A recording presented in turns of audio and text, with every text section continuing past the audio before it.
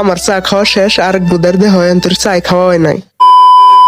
Hello, আমি ইলিয়াস। আমার বেরোজগার জীবনের অন্য একটা ব্লগে আপনাদের সবাইকে স্বাগতম।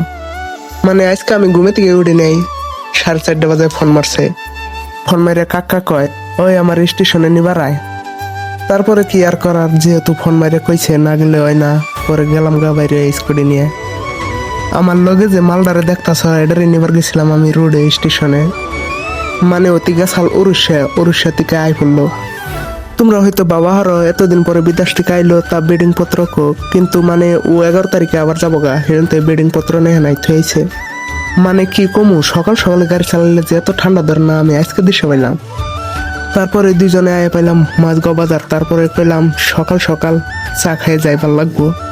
তারপরে দেরি না করে অর্ডার দিয়ে দিলাম চা আইলো, চা আমার খাওয়া শেষ দেওয়া আর খাওয়াই নাই।